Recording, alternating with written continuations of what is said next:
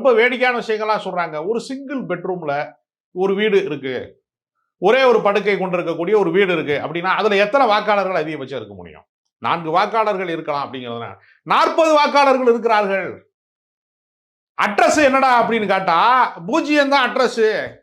0த்துக்குள்ளே ஒரு ராஜ்யத்தை ஆண்டு கொண்டிருப்பான் ஒருவன். அந்த அந்த அவர் யாருன்னா அந்த 0த்துக்குள்ளே ராஜ்யத்தை ஆளக்கூடியவர் தான் மோடி. இப்ப அதே மாதிரி பல இடங்கள்ல போய் ஆய்வு செஞ்சிருக்கிறாங்க. ஒரே வாக்காளர் ஒரே அட்ரஸ் பேரு 4 மாநிலத்தில் இருக்கு.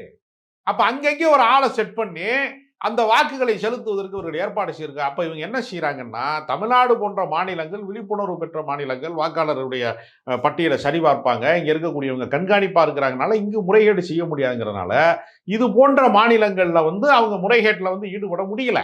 கேரளா போன்ற மாநிலங்கள்ல முறைகேட்டுல ஈடுபட முடியல. அதனால மாற்றுக் கட்சிகள் வெற்றி பெறுகிறது. அவங்க விளையாட தகுந்த இடமா இருக்கக்கூடிய பல ஊர்கள்ல, பின்தங்கிய ஊர்கள்ல, பாஜக வலிமையாக இருக்கக்கூடிய ஊர்கள்ல எல்லாம் இந்த வேலையை அவர்கள் மிக கச்சிதமாக செய்திருக்கிறார்கள். அதன் வழியாகத்தான் தேர்தல் வெற்றியை பெற்றிருக்கிறார்கள் என்பதே அவர் சொல்லிட்டார், மக்கள் மன்றத்தில் சொல்லிட்டாரு. அடுத்து அவரு தட்ட வேண்டிய கதவு எங்கே இருக்குன்னா நீதிமன்றத்திற்கு போக போறாரு ராகுல் காந்தி.